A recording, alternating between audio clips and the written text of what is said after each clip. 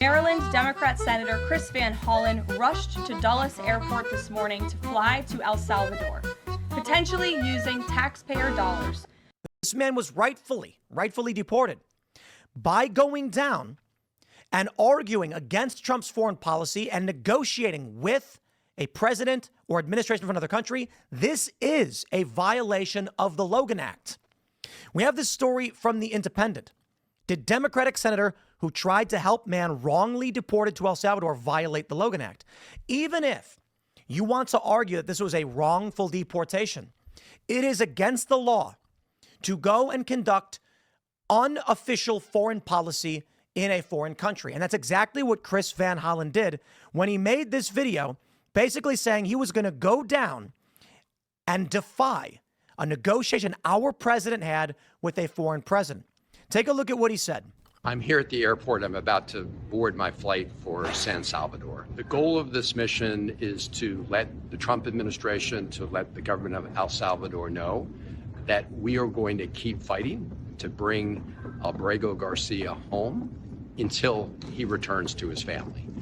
I hope to meet with representatives of the government. I hope to have the chance to actually see Kilmar and see what his condition is. But we are going to keep fighting because this is a miscarriage of justice. The Supreme Court has ruled 9-0, that he was illegally taken out of the country and put in a prison in El Salvador.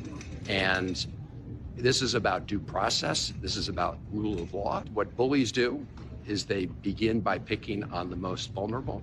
But if we get rid of the rule of law and due process in the United States, it's a short road from there to tyranny. Sure, I don't disagree with that, a short road to tyranny. But let's talk about the most vulnerable. This guy's saying that Abrego Garcia is the most vulnerable. Now, again, the Logan Act means he can't go conduct this foreign policy. That's what he did. Take a look at this post from Bill Malugan. Fox News has obtained the written domestic violence allegations from Kilmar Abrego Garcia's wife in 2021, in which she alleges he is a repeat wife beater and writes, quote, "At this point, I am afraid to be close to him. I have multiple photos and videos of how violent he can be and all the bruises he has left me." In her own handwriting, she alleges that Abrego Garcia punched and scratched her on her eye, leaving her bleeding after throwing her laptop on the floor. She writes that on another day, he got angry again, started yelling, ripped her shirt and shorts off, grabbed her arm, leaving marks. She also writes that in 2 times in 2020, he hit her. Quote, "In November 2020, he hit me with his work boot. In August 2020, he hit me in the eye, leaving a purple eye." So this guy wants to say that an MS-13 gang member who beats his wife is one of the most vulnerable people, and he should be brought back to this country. So did he violate the Logan Act? First, here's the Logan Act.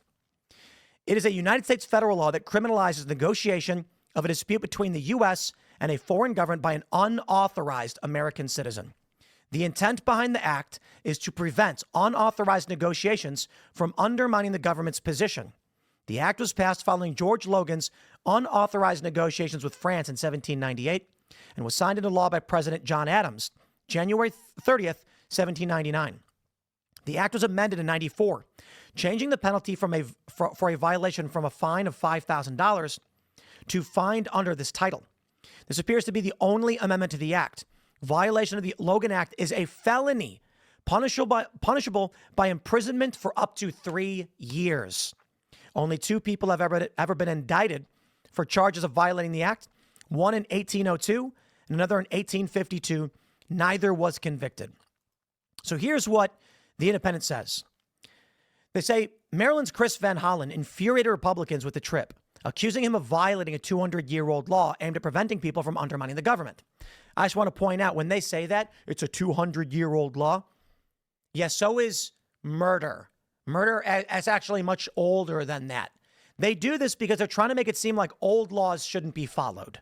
Tim Pool wants you to believe that Senator Chris Van Hollen violated the Logan Act when he traveled to El Salvador to press for the return of Kilmar Abrego Garcia. He says Van Hollen interfered in foreign policy, undermined the executive branch, and committed a federal crime. And here's the problem with that take. It skips over the part where the Supreme Court of the United States ordered the government to bring Kilmar back. Not suggested, not implied, ordered. That ruling didn't just slap the executive on the wrist. It said flatly, the government must facilitate Abrego Garcia's release from custody in El Salvador and ensure that his case is handled as it would have been had he not been improperly sent. Not the president, not DHS, not the State Department. The government, full stop. Yes, the court removed the word effectuate from the original district order, calling it ambiguous, but they kept the mandate intact. The government, not just the executive branch, has a responsibility to fix what it unlawfully broke. The language wasn't optional, it was binding. Facilitation was the floor, not the ceiling. So if a sitting U.S. senator acts to carry out that ruling after the executive branch openly refuses to comply, how can that possibly be unauthorized? When a Supreme Court ruling names the government as the responsible party and the president defies it, are the other branches supposed to sit back and do nothing? That's not law. That's surrender. If anything, Van Hollen was the only one doing his job. He didn't go behind the president's back to push some fringe policy.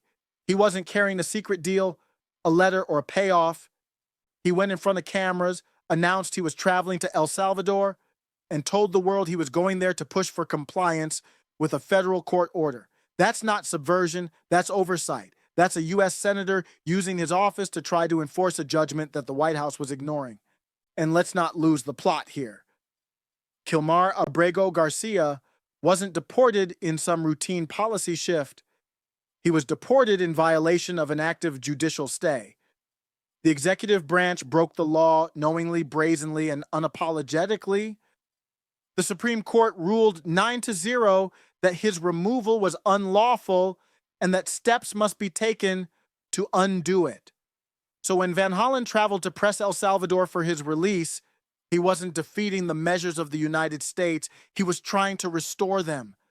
The Logan Act criminalizes unauthorized correspondence with a foreign government that seeks to influence a dispute with the United States or defeat U.S. policy.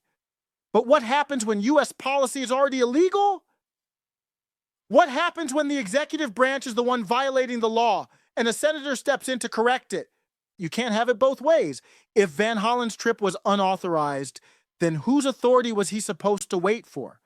The same White House that defied the court? The same president that met with Bukele in the Oval Office and let the guy who was wrongfully deported stay buried in a foreign prison? The problem isn't that Van Hollen acted. The problem is that no one else did. And that's where Tim Pool's argument crumbles. Because once the courts ruled and once the executive refused, the only authority left was the law itself. And Van Hollen followed it. You don't get to ignore a Supreme Court order and then call anyone trying to enforce it a criminal.